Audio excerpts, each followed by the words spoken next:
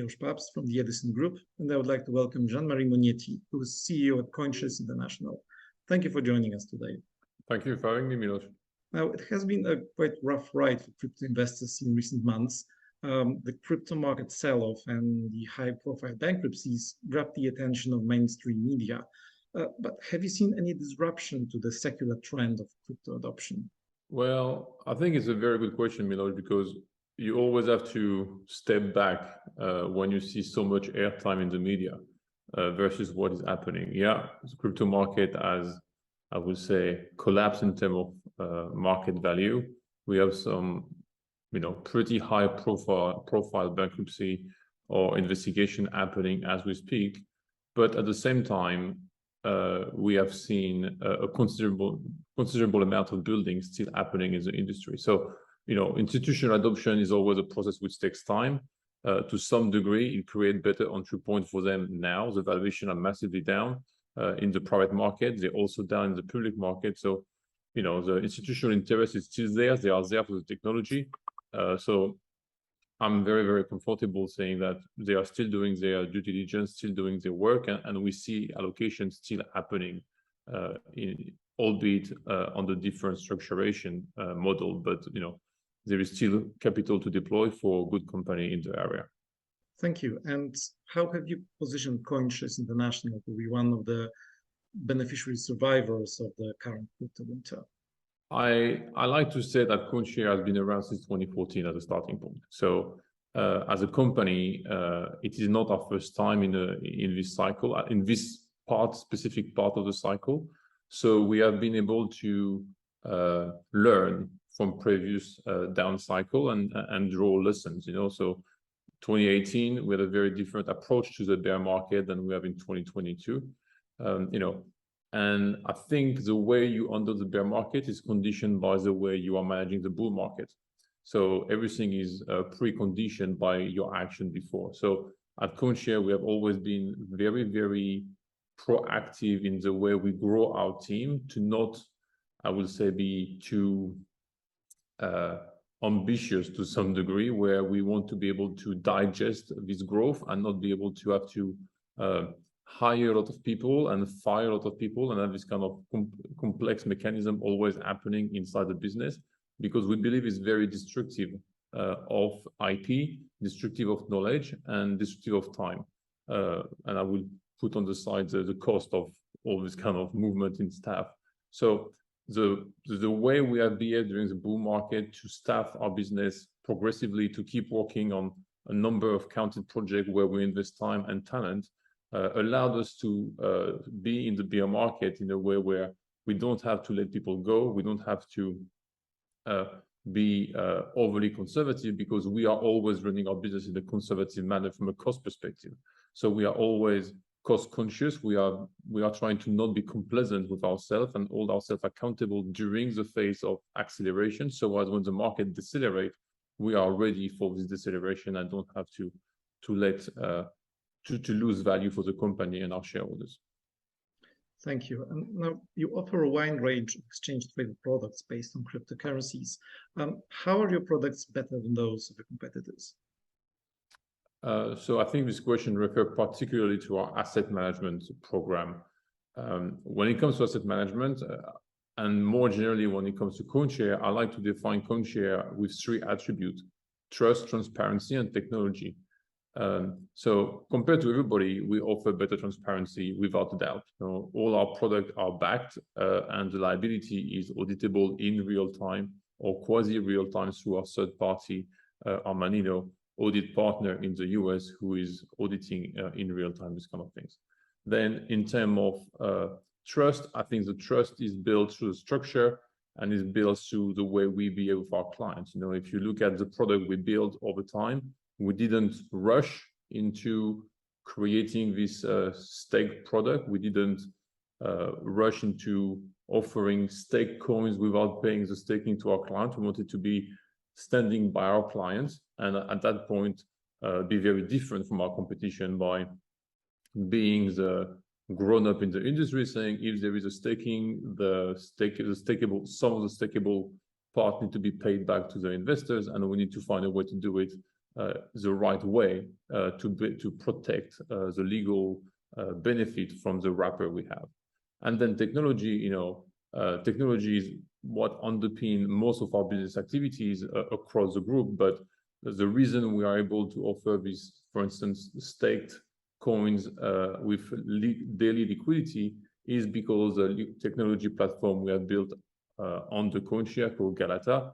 The very start of asset management start with asset management, with technology.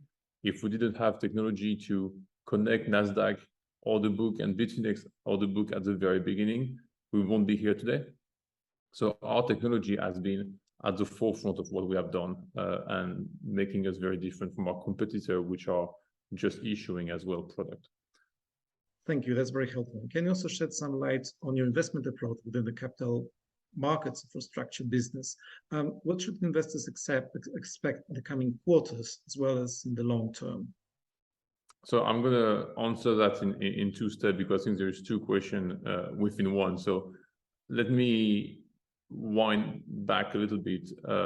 Q2 has been really focused for us, and Q3 was announced to be in this continuity on making sure that our capital market book will not suffer or further than what was to be expected from the market. So we wanted to make sure that all our counterparties were clean. There was no risk of our counterparties, and the asset we knew we have were there. So we went what we call a zero long, zero short exercise, where we kind of like took all our position out of the market as announced in our Q2 earnings call.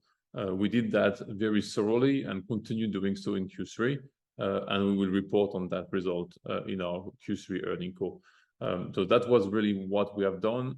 We have done it this way because we believe that's the right way to do it. We don't want to wake up in 18 months saying, oh, by the way, we had something in the book we didn't check before.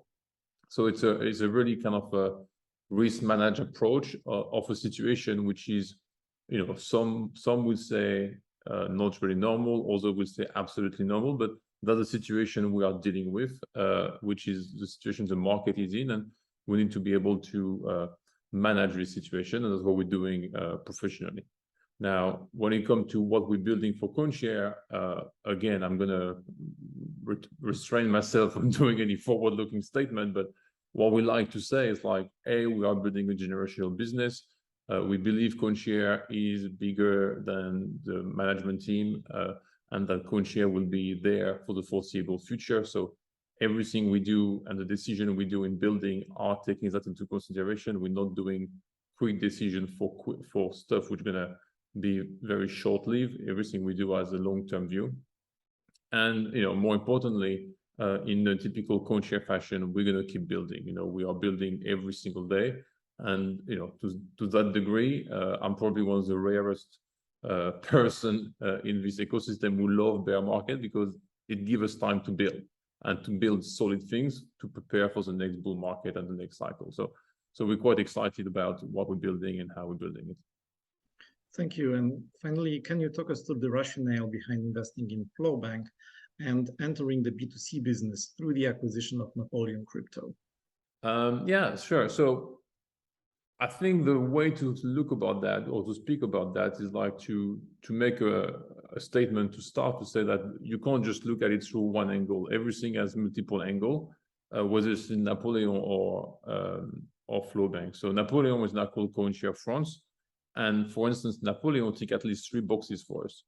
First of all, there was a people narrative. We needed to grow our team, and there was a pool of talent which was available in the Napoleon envelope, which we were very glad to bring on board and integrate. And I'm going to insist on the integration word.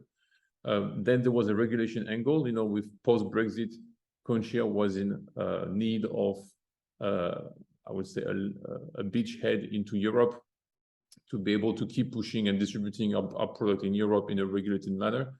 Napoleon, our CoinShares France, was and has this license, and CoinShares has been approved to own this license by the French regulator now. So that's kind of a very, very important stuff in our narrative. And then finally, there was a new business line, which was coming to complete our existing offer, and was really like part of a flying wheel strategy. So we can now start to activate client differently. We can start to do acquisition differently.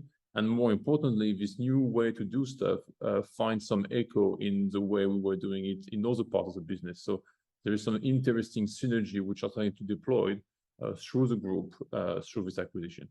Now, when it comes to FlowBank, FlowBank is a little bit different. Again, I would say people first. The founder of FlowBank, Charles-Henri Sabet, is a serial entrepreneur who sold his first bank to Saxo when they entered the Swiss banking market. So very successful Swiss entrepreneur. Two, regulation again.